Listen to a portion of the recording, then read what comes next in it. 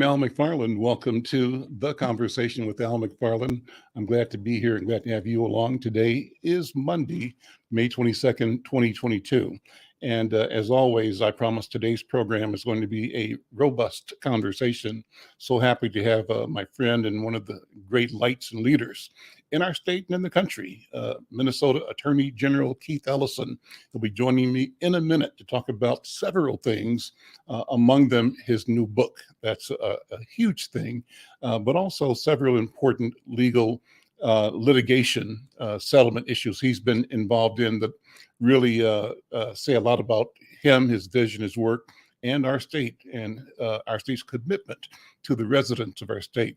First, let me, though, invite all of you to support this program by going to the Insight News page on YouTube Insight News MN, and subscribe, like, share. We're trying to grow our subscriber base. We want to get 1,000 subscribers. You can be one of those by going to YouTube Insight News, subscribe, like, and share. You may be connecting with us on any of several platforms, and wherever you are, we thank you. We're streaming live to YouTube Insight News. We're also streaming live to the Facebook page of Black Press USA. They're hosting this StreamYard event. We also stream to Facebook at Black Press USA, to Facebook for Insight News. We stream to Facebook for Al McFarlane. We stream to Twitter, and we stream to LinkedIn. Our goal is to make as many ways as possible to connect with you, to touch you, and to be touched by you. We think it's important that we have conversations with each other, conversations of consequence that are robust and that allow us to tell our truth to ourselves and to the universe. Well, that's what's going to be happening today. First of all, too, let me thank Minnesota Department of Health for their underwriting support of this program. You know, it's been officially declared there's no state emergency on COVID-19, but there still is help for those who want to be safe, stay safe, and vaccination and testing are the critical tools. So bear in mind, still practice protocols to keep you safe in your daily routine, hand washing, just being careful, being mindful, and testing from time to time. Tests are available broadly. And finally, vaccinations are available at no cost to you throughout the state of Minnesota. Thanks to Minnesota Department of Health for their underwriting this message in this program. Let me turn now to my friend and neighbor, Attorney General Keith Ellison. Brother Keith, how you doing, man? You hear me? I hear you now. How you doing? Good to see you. I'm doing well. Good to see you and hear you. Always, man. You know, a lot of things cooking around Minneapolis and the whole country. You've been so busy. I mean, I think we had you on front page of Insight last week with a great story about the settlement that you had with Juul and is it Atria? Let's start talking about that, because that was significant. We reported in Insight News and on the show last week that you delivered $60.5 million in settlement money to the state of Minnesota. That is 2 to 4 times more than any of the other states who've been involved in previous litigations have had. The reason is that they settled, and you decided that you would take the Juul company and tobacco company to court and place their fate in the hands of a Minnesota jury. And by taking that tough stance, they blinked at the last minute and settled. Talk about that, first of all. Well, let me tell you, vaping is perhaps less dangerous than tobacco cigarettes, but it's not safe. Mm-hmm. It's not safe. It is highly addictive. In fact, it's more addictive than cigarettes sometimes because they've created these salts that allow you to take a deeper draw on the device. So in a cigarette, I've never smoked, so I'm hearing this from people, but when a cigarette, if you try to draw on it, it'll make you cough and gag. Yep. But this thing, if you draw down on it, it's really smooth, which means it's going to get into your lungs deeper, which means it's going to get to your brain deeper, which means it's going to addict you more. And so and again, vaping is a tobacco product. People think, oh, it's not tobacco because we're not burning cigarette leaves or tobacco leaves. No, they're extracting the nicotine and stuff from these tobacco plants, and then kind of like just concentrating it and then providing it for the user. And so it is a tobacco product, and it's highly, highly, highly addictive. It is designed to be that way. And it leads to other addictive conduct, another addictive behavior. So we had to sue. They were trying to attract kids. They had flavors like mango and all this kind of stuff, and they were trying to get kids to do it. They were putting it right next to the Marlboro cigarettes, and a lot of times kids were not, starting to vape and then stick it with vaping. Sometimes they graduate on to tobacco cigarettes, and so we thought this was a major health risk. To the credit of Hubert H. Humphrey, he sued Big Tobacco 25 years ago and got smoking rates way down, way down. And then in comes Juul, and they go right back up again. So we thought we had to sue. So we did sue. And, we got some folks to work with. We worked with Robbins Kaplan Law Firm. We worked with Zimmerman Reed Law Firm. And we got our own people at the AG's office. And together we sued these guys. They fought. We thought their case was not good. We thought we had a stronger case, but we didn't know. But we held out. We told them we're going to try this case. We're not going for the get out of my face money. You know what get out of my face money is? Not enough, right? How much did they offer, or can you say? Well, those things are in negotiation, but and I'm not allowed to say. But put it like this: if they had not dealt with us and given us the number we were looking for, the jury would have hit them harder, I believe. Now, so you might think, well, why didn't you just get the jury verdict? Here's why.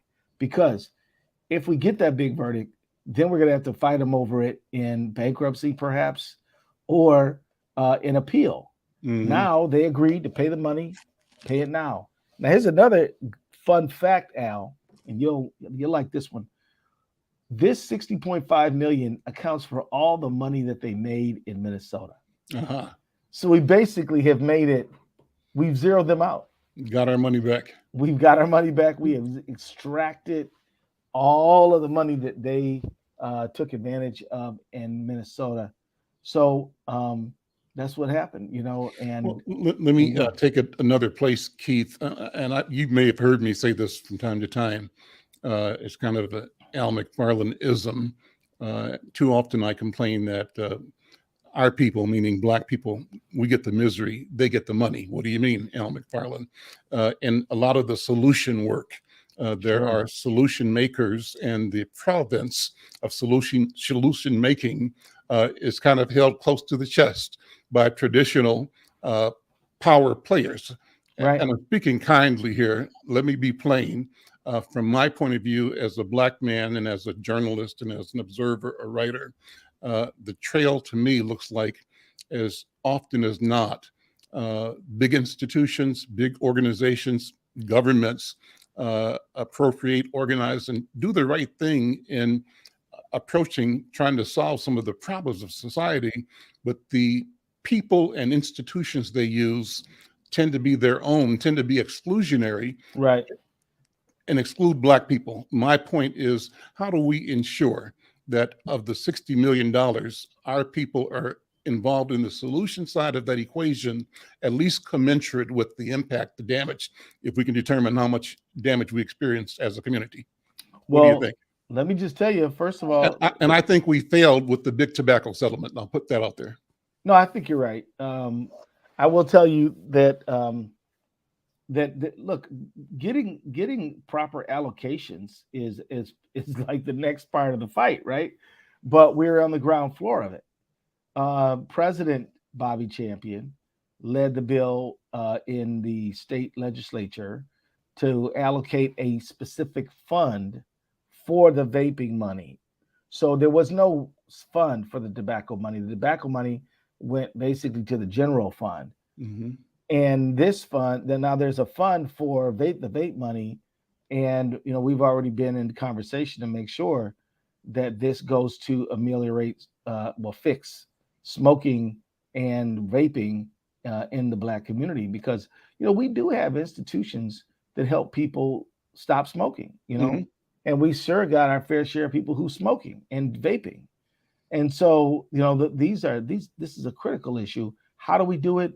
Get involved in the conversation right now.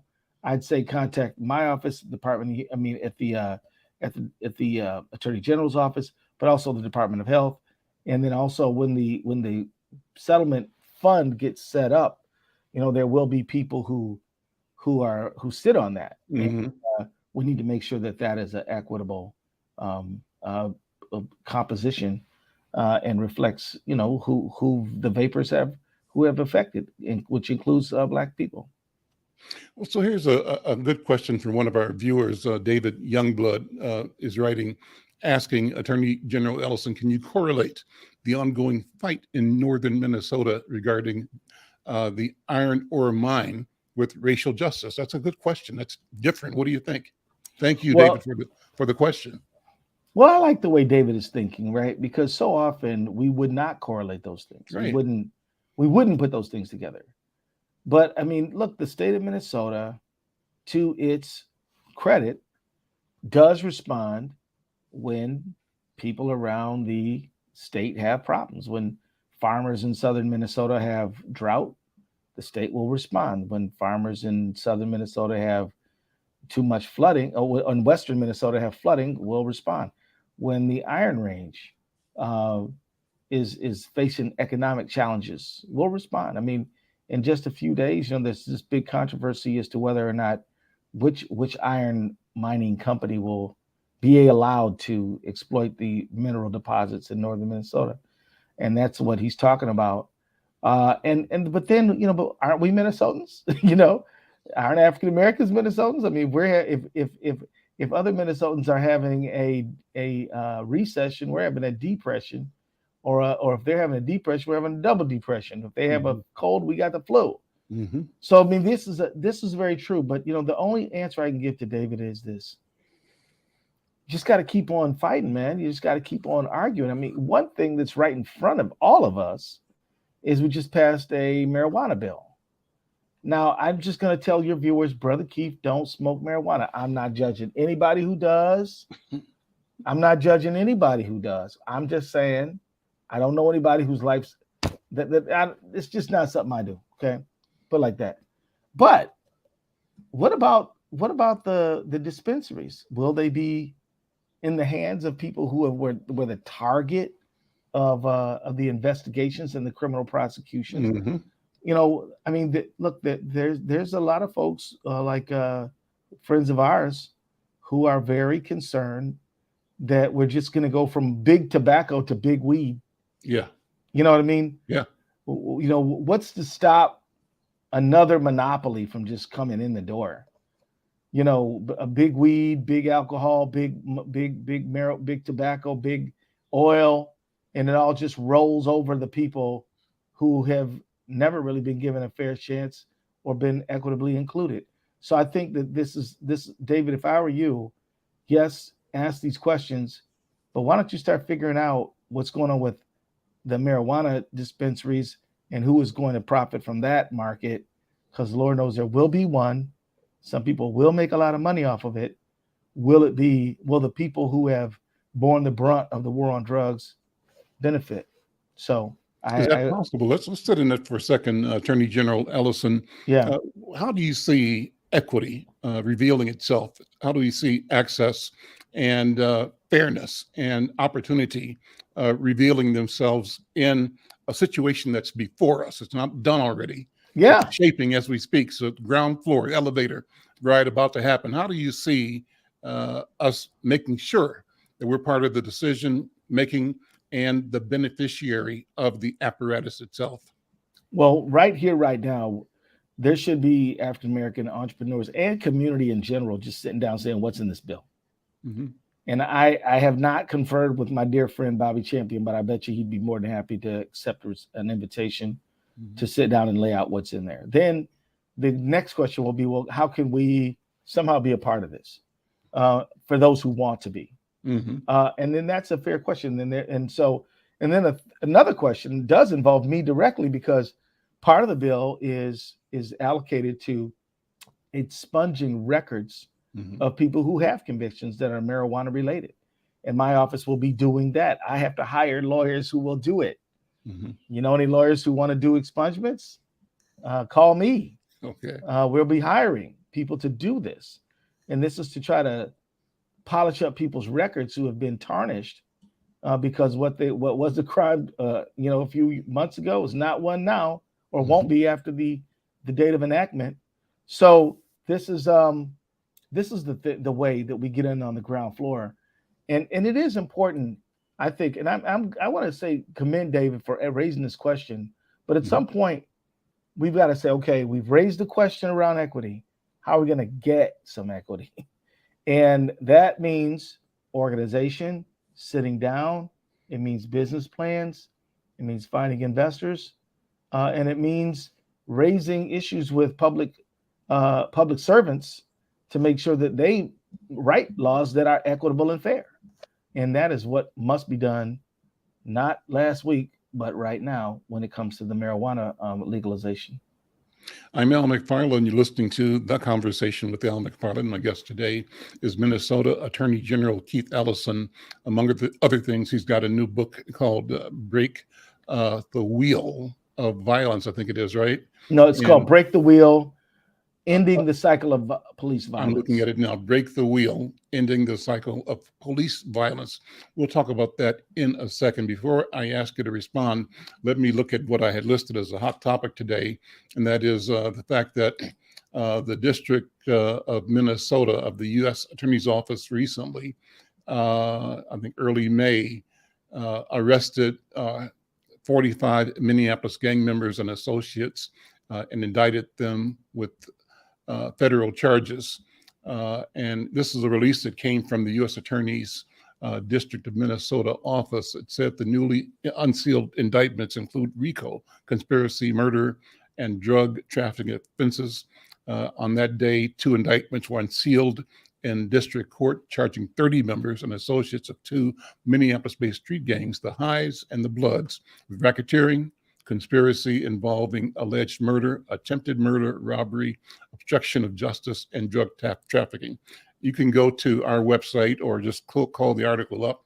But let's talk about that. That's a major announcement. The arrest of 45 gang members. What's the potential impact on our community, on safety, on crime rates? What strategies are you working with and other jurisdictions to help reduce violence, gang-related violence, and also to help support young people and families in our community that are victimized by or attracted to the gangster lifestyle? What do you think? Right. Well, first of all, let me say that those 45 individuals are presumed innocent until proven guilty. Yeah. And but the allegations against them are very serious, and if true, and they have got to be proved in a court first, but if true, these 45 individuals are contributing to mayhem, violence, suffering in our community. They're making our community a worse place, and they've got to be held accountable for that. I'm sorry, but they just do, and if these guys are guilty of what they've been alleged to be, then I hope that there are fewer funerals this summer. I hope that Reverend McAfee and Reverend Howell and Reverend Bowen and Reverend Ref don't have to pronounce last rites over somebody's child because this summer, right? I mean, when you think about a reduction in the murder rate, think of it in terms of bodies not buried, right? Very important, right?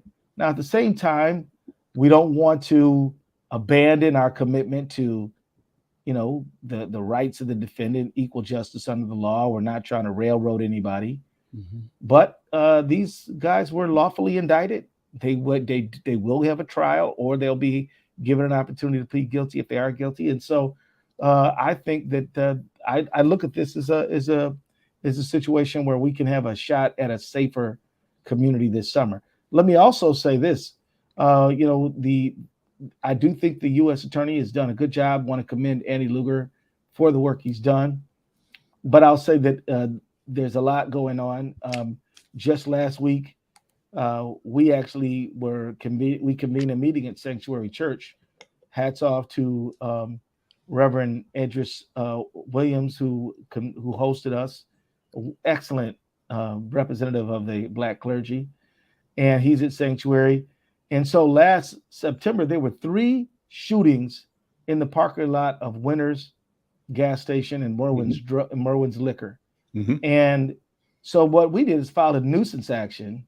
Now, under the law, when you file a nuisance action, you can shut down a business, but you've got to prove to a judge it's an ongoing nuisance. So we filed our case with the expectation that within 30 days, there'd be more mayhem on those corners. There wasn't any more. There wasn't. Because I would have been glad to sue them and shut them down if need be. But there wasn't any new cases. Now, which means why wasn't there? Good question. I think good question. Here's a few answers. One is that Operation Endeavor was operating, and I want to give Cedric Alexander a lot of credit. He's your Commissioner of Public Safety, good man, friend of mine, friend of your whole community, our whole community. I want to give credit to, the city council member, Jeremiah Ellison, who was very helpful in our action. I want to give credit to the mayor. I want to give credit to the non-elected officials, non-appointed officials, who really deserve the most credit. I mean, the first words out of my mouth should have been McAfee, Howell, Bowen, should have been Lisa Clemens, should have been Trey Pollard, should have been, folks who, those are the first names I should have mentioned. These are people are not elected to anything. They are citizens who care about safety. Yeah. And they are outraged at the lack of safety. So they put their bodies on the line. They got their T-shirts on and all of that, got out there and just stood in the way. And they, drew attention to an appalling situation. And they made a very important statement, which is that African Americans in North Minneapolis have a right to be safe too. Yeah. North Minneapolis is not a red light district. Al, you know what a red light district is? I do. Yeah, a red light district is where the city fathers and mothers just say, whatever you want to do over there. That's where you do it. They set it up and make it happen. That's where you do it. Yeah. You want to go over there and buy drugs or sex or sell drugs or sex, whatever you want to do, do it over there. Keep it away from the nice people. Well, we have had, I think, a de facto red light district for a while. And there shouldn't be, and there cannot be.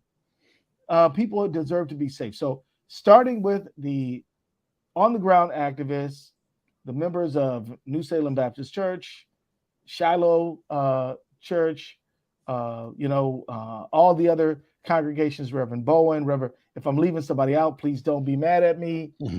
True Believers Church right there on Broadway deserves a lot of credit, who just got out there and put their bodies in the way. Then what happened is that you had Project Endeavor. Then, the Attorney General's office, we stepped in, used the tools we had, and we didn't just go in alone. We got Mike Freeman and the city attorney in Minneapolis and Jacob Fry. So all 3 of us filed a nuisance action together, and it has been maintained. And then another thing is I'll give the owners of the properties a little credit. Yep. When it comes to the gas station, you started seeing a police car outside of that station every day. Meaning they were hiring the service. Yeah, they hired somebody to be there on site. And that brought down a lot of the negativity. And as you know, the nickname of that gas station is the murder station. And we don't want it to have that name anymore. We want to put that name in the past. We want to bury that name. And then at Merwin's, they brought in Trey Pollard and his team, and they just basically switched out management. And so Trey Pollard and his team, they're pretty good at understanding the neighborhood that they're in. And so things kind of dried up real quick right there. So between the neighborhood activists, units of government, Project Endeavor, and then some action by the businesses themselves, we didn't get any new incidents. Now, before we give ourselves a big hand, some folks are telling me that some of the stuff has moved down the block. And so we've got to go think about how we stamp it out altogether, not just displace it. And so but that is something that has happened. And What are you hearing? Moving which way? North or south or where? moving, I would say moving west. Moving west. Okay. I would say from that corner moving west. Really? Sort of like Broadway? behind the McDonald's. Okay. Right? As a lot of people are getting concerned because of bad conduct over there. And so that behind the across from the fish store. What's the fish store called? Right. J&J or whatever. Yeah. So like over there, so like not that those businesses are they're not these businesses are not suspected. Right. But I'm just saying as an identifier. Right. But at that meeting, I tell you, it was a good meeting because a lot of people said what they felt and what they thought, and I could see Commissioner Alexander listening carefully. Mayor O'Hara was there, listening carefully. The county attorney was there. Chief O'Hara. Thank you. My mistake. Yeah. Chief O'Hara was there, listening carefully, and neighbors were listening carefully. And Reverend McAfee was there. Trey Parlett was there. Women from, the Mother's Love were there. There were folks there. And then one lady stood up and said, we should start another emergency nursery because of some of these, we need to be, and so, I mean, I just offer that as an example because spontaneously people were thinking of things they could do. Solutions. Right? Yeah. And so it was a good meeting. One young man raised due process concerns about the 45 indictments. And what I said to them is that it is legitimate for you to make sure that everybody has their due process rights. Right. We're not going to repeat the 1990s where we say, you're a gang member, you have no rights. No, right. They got rights. Right. They also, can't do what they're alleged to be doing, right? Right. At the same time, right? Let me shift the focus a little bit. You caused a little bit of consternation, I think, when you took over a case at Hennepin County that involved the adjudication or charging of a 15-year-old, I believe, in a murder case. Talk about that. And here's what I understood and what we've reported, that 3 people charged with the murder, 2 young people that were actually the gun persons. One had the gun, but them directed by a 23-year-old or so who had been the significant other of the woman that was killed, and the father of that child. He drives these young kids to the house. He actually purchases a gun, gets them prepped, and then they go in and they end up shooting this woman 5 times, I believe. Right. So and the county attorney was trying to do a plea deal. It seemed to say, how can restorative justice work here where we don't have these teenagers or young kids locked up for life and thrown away? That I'll leave it there. Talk about what happens there. Yeah. Well, under Miller versus Alabama, a juvenile convicted of murder cannot get life without the possibility of parole unless the government proves that that child is incorrigible and absolutely impossible to redeem. So the likelihood there's no scenario under which those kids are going to be locked away forever. Okay. Now, but the facts are basically as you lay them out. A 22-year-old breaks off with his ex, with whom he has a child, recruits 2 kids, and those teenagers follow the woman around, literally stalk her for about a week, then home invade her, break into her home, forcibly break into her home, and then shoot 9 times, hitting her 5, killing her, and her child's in the house. So that is the facts as we are aware. And I concluded, and the family concluded, and many people in the community concluded, and the governor concluded that a juvenile disposition was not appropriate for the shooter in this case. And the governor, under Minnesota law, has the authority to have the Attorney General prosecute any case he chooses. and he chose to invoke that authority in this matter.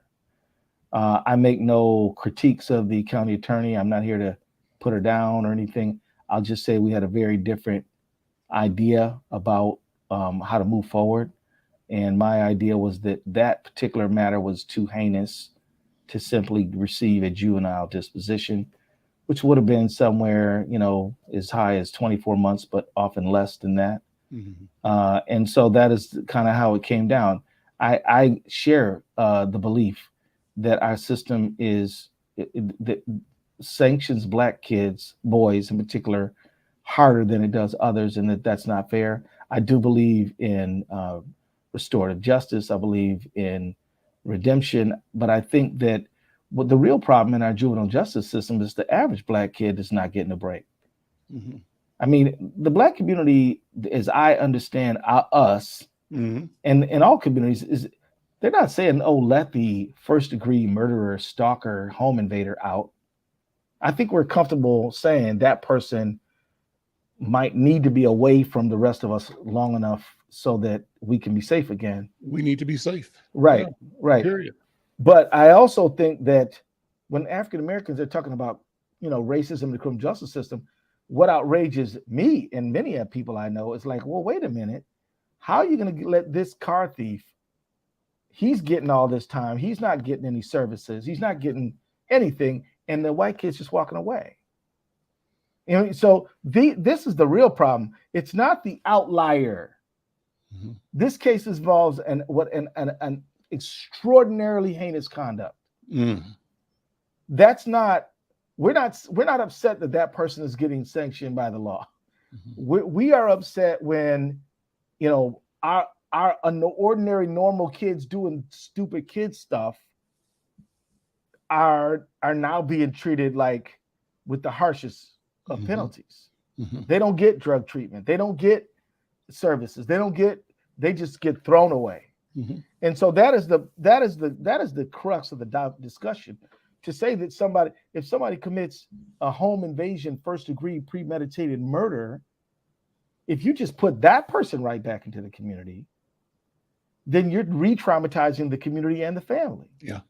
Because when that kid comes out in 2025, which is no time, yep, he'll be in the same Target line as you. He'll be in the same Cub Foods line as you. And you're knowing what he did. And then he turns around, you know what I did, and I'll do it again. And this is the attitude. So the bottom line is we're not 100%, we're not 180 degrees apart. But I believe that the most heinous offense cannot receive minimal consequences, or you're just going to get more heinous offenses.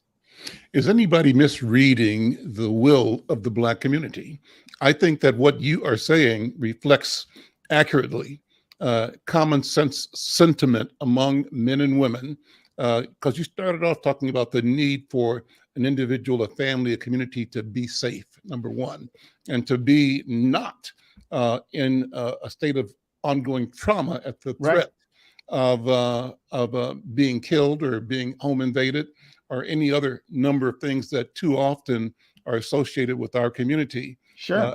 And with lawlessness, in a way that they become the definition of our community, and that becomes the definition of who we are, all of which is erroneous, right? Right. And so what do you sense, and how do we begin to articulate the balance, our requirement and our commitment to justice, number one, for our community and every other citizen, justice, and our commitment for professionalism and people that we hire to manage the processes that should be ensuring justice is the rule of the law of the land. What do you think? Well, I just think that as a policymaker, leader in the area who's responsible for delivering justice, providing it, you've got to be in very close communication with the community. You've got to hear everything they are saying to you. Because yes, they might be saying that we're overrepresented in the criminal justice system, juveniles and adults, but they're at the same time saying that we don't have victim services. Right. That, you don't think of Black people as being a crime victim at all. Mm-mm. There was a time when you could not rape a Black woman in America. That was between 1619 and 1865. It was perfectly legal to sexually exploit a Black woman or man or child. Mm-hmm. And so, there's this legacy of Black victimhood being a non-existent thing. Mm-hmm.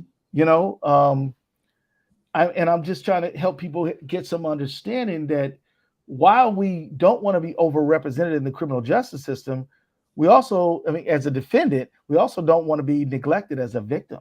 Right. Right. It's not right. And these funerals are going to be conducted in our neighborhoods. Mm-hmm. And it is our pastors and imams that are going to be doing these funerals. And so before you just say, oh, I'm going to save everybody by not holding anyone accountable for even the worst conduct, check in, right? Because, it's slightly more complicated than you might think it is, but it's not particularly complicated. Because, hey, look, I'm not speaking specifically about this matter, but I will say in general, every African-American person knows that if you harm a white lady, that's a good way to get in prison for a long time. Mm-hmm. We all know that. Everybody knows that. Statistically, it's a fact that if you want to, who gets the worst sentences when the victims are white? Mm-hmm. Who gets the lowest sentences when the victims are Black? Regardless of the race of the defendant, it's just not quite as bad when we are the crime victim. So I will just say that I'm going to keep on trying to get guns off the street, holding gun retailers accountable. I'm going to keep after Kia and Hyundai.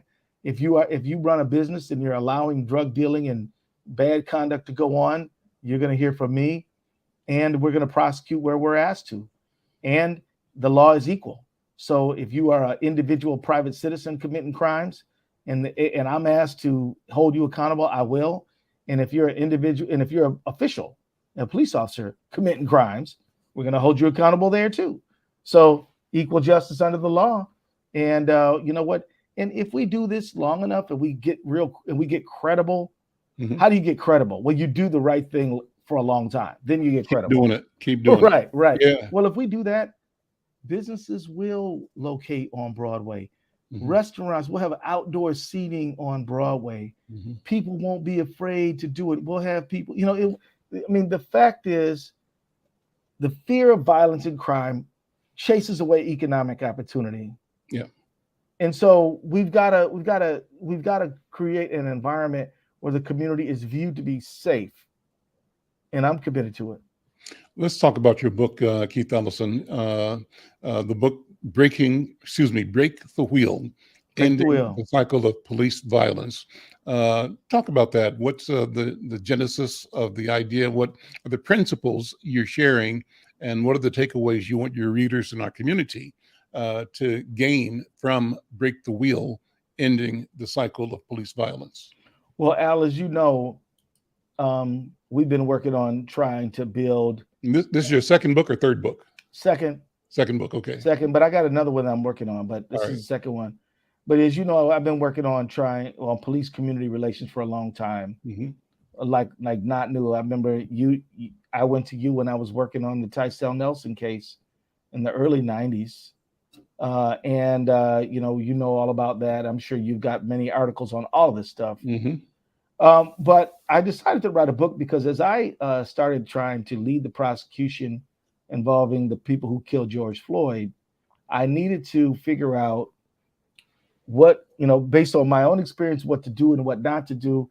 And then I wanted to look at other people's experience to figure out what to do and what not to do. So I remember reading everything I could about the prosecution of Rodney King. And I didn't find a whole lot, to tell you the truth. Mm-hmm. I found some things, and it became very clear that based on the experience of Rodney King case, we had to defeat the change of venue. We had to throw everything we had into stopping the change of venue. Mm. So that was a very important decision, right? And it's something that we learned. Then also I read this book called Freddie's Last Ride, and it's about the death and killing of Freddie Gray in Baltimore. And that book showed that the mistake that could have been made is that the specific cause of his life-ending injuries was not made tight enough, right? So there's pictures that show that he might have been severely injured when he got into the police vehicle, right? Not as a result of falling around in the vehicle, but before. Yeah, and I'm sure that the ride that they gave him didn't help anything. Right. But one thing's for sure, you've got to have a very tight prosecutorial chain. This led to this, led to this, led to this, led to this. Bam, therefore there's causation. So we had to do that, and I didn't want to make any mistakes. So the reason I wrote this book is because some other prosecutor some other time is going to have a case like this one, and I want them, they don't have to do what I did. In fact, they might use my book to not do what I did. Right. But I want there to be a document in place so that you can understand how to put together a successful prosecution of a police officer. As you know, and every prosecutor knows, and every defense lawyer knows, that nearly every juror, nearly all jurors, are going to resolve doubts in favor of the police. Mm-hmm. And because there's this sort of presumption that the people who protect and serve are honest and are doing the right thing, how does a juror deal with when confronted with when they maybe didn't do the right thing? Right. So we needed to be able to scope that out and help people understand that it is against everything we have been taught and led to believe to find an officer guilty of anything. Right. Also, I think it was important to understand that when you are prosecuting a case like this one, that everything is flipped. So, the judges they're not going to be on your side. And I'm not saying the Judge Cahill called a bad case. I think he called a good case. Mm-hmm. But he did not cut us any breaks. Mm-hmm. You know what I mean? Nor was he supposed to. Right. But I mean, normally prosecutors and judges, and they kind of, I mean, I don't know. They're kindred. I mean, they both think they're doing the Lord's work. Right. Yeah. But in this one, they're holding you to your paces, every single pace, right? And for example, I mean, how do you deal with the press when as a prosecutor, you're really not allowed to say a bunch of stuff, mm-hmm. But you should you, how do you handle them? Do you monitor them? What do you do with what you learn? And then how do you deal with the legislators? Because at the end of the day, you can gain that conviction and still not really solve the problem. And so we've obtained the conviction of Chauvin, Lane, Tao, and King, and we still don't have the George Floyd Justice and Policing Act passed. Mm-hmm. Now, we do have some things that we did pass. We were able to get a law in there banning no-knock warrants. We were able to pass some things on chokeholds. Mm-hmm. There's some other good things that have happened. There's real reform going on at the post board. But, the highest level federal officials in our country still haven't gotten around to seeing that this problem needs to be solved. And let me just say, Al, and you know this, you look at the amount of money Minneapolis has paid out in the last 10 years for police misconduct, I bet you we're talking $100 million. Mm-hmm. What about New York? What about Chicago? What about LA? What is the business case for allowing police misconduct to just fester and grow? Yeah. It's wasteful. Well, it's willy-nilly. It's wasting taxpayers' money. Yeah. And the people that benefit from that waste, not the taxpayers. Not the taxpayer. Yeah. I mean, look, we're if you're driving around Minneapolis right now, you're having a bumpy ride, aren't you? Yeah. I mean, there's potholes everywhere. Yeah. I mean, that money, we could have used it to fill them. I mean, but also schools, also, so many services that $100 million would support. But it's not just a Minneapolis problem. It is a national problem. And so, this tragic situation involving Tyree Nichols, how do you deal with the tape? I'm talking about the videotape. Mm-hmm. How long do you hang on to it? How do you deal with public relations? How do you talk to the community so that people will give you enough space to competently prosecute that case? Because if they think you're not going to do it, they're taking to the streets big time. You know, and so there's a lot of things that I learned in that case, and a lot of things that I share. I will tell you that it is important to document history so that you can avoid repeating the bad sides of it, and to repeat the good sides of it. It struck me that this may have been the largest mass protest. The murder of George Floyd may have provoked the largest mass protest in American history. Maybe in the world. I don't know. Maybe in the world. Yeah. Well, you and I were out there in the streets when Rodney King was beaten like that, and we're all the way over here in Minnesota. Yeah. And so this one was even bigger than that. Yeah. You know, so it's important to record what happened, to share my own experiences, and hopefully folks will be able to use that. Policymakers, just ordinary citizens, whoever. People should get a copy. I think it's a good read, and I think it has a lot of important lessons. Keith, thank you so much. One last question. I'm going to be joined in a minute by Coach Leah, who's doing our regular sports beat. I don't know if you know her at all or not. If you don't, I'm going to introduce you to her in a couple of seconds. She's backstage. You know Coach Leah? Do you know her? Well, if I know her, I don't know her well enough. So okay. I'd love to meet her again. Before I bring her on, I had one last question for you. And it sort of, considering the stuff we've talked about in this episode, what are some of the potential solutions or initiatives that you believe can be implemented state, local, federal levels to address police violence, vaping, gang activity? How do we bring stakeholders to collaborate in creating meaningful change? I say, how do we create a sense of equity and ownership in the solution side of the equation in our community? What do you think? Well, you know what? We just need a well-informed, active population. We need people who stand up and demand better at every turn saying that politics doesn't matter means that the people who stay involved are the ones who are going to determine what's going to happen to you. And so I would say that the way to deal with this issue of police violence or corporate irresponsibility, which is what Juul is doing, is the way to deal with it all is to be involved, stay involved, never stop being involved, and also stay informed by listening to Conversations with Al McFarlane. There we go. I love that. Thank you. Let me introduce you real quickly to Coach Leah Jean Denley. She's a proud product of North Minneapolis. Coach, let me introduce you to Minnesota's Attorney General Keith Ellison. Leah, how you doing? Bring Leah on. How are you? Hi, Leah. Hey, I am doing great. And you probably don't remember me by this name, but if you maybe recall Leah Frazier back in the day. Okay, yeah. Well, so you met a special person. There you go. Is that right? I said it one more time. I'm sorry. So you must have met somebody special and you changed your name. Yes, absolutely. And indeed, yes. That's how those things happen sometimes. Yes, indeed. So I try to kind of hold on to a little bit of, the Frazier thing with the name of my foundation, the Frazier Foundation. And we're trying to still do a lot of really great work in the Twin Cities. And so, but just really, really quickly, as I was listening, I'm just getting fond memories because I recall you were an athlete in high school, sir. Yeah. Oh, yeah. Yeah. High school sports can teach you a lot. It teach you how to get to the practice on time, teach you how to try. You know what, Coach? I think kids need to learn how to try, because it's like, well, if I'm not great at it, I don't want to do it.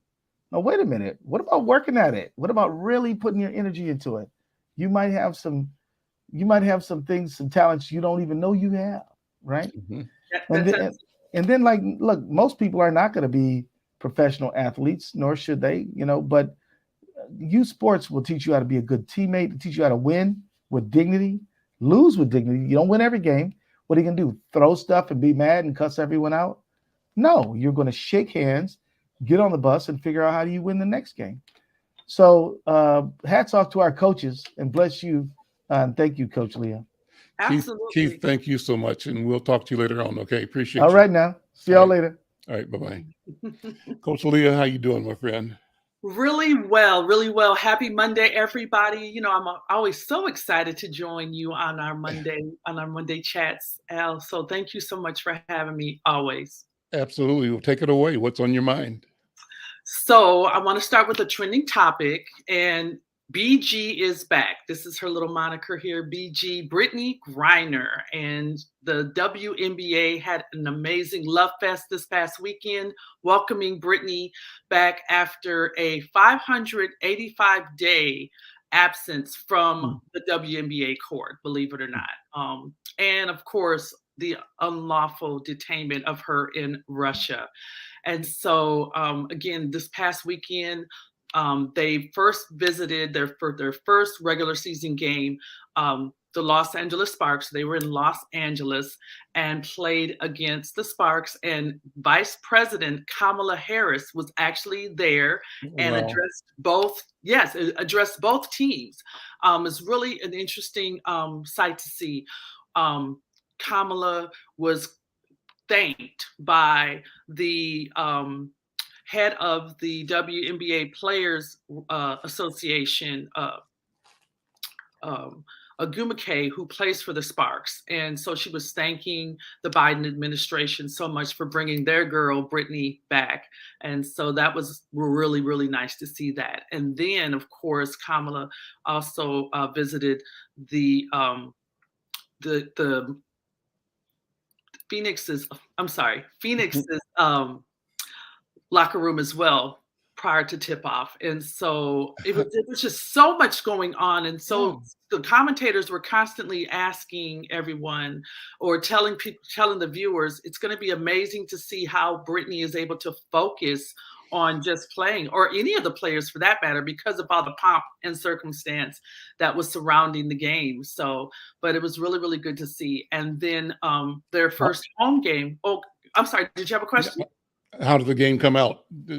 Yeah, so they lost the game against the Sparks, and they also lost the game against the Sky at home. But Brittany Griner put on an absolute show. She added a very strong three-point shot, which is, we know, especially for players in the States, not so common, you know, for our post players to be able to shoot that three-point shot. And so, you know, Al, I'm having a good time kind of also getting you more acclimated to sports and terminology, and you're going to be a pro before, you know, this year is over with. I'm looking forward to it.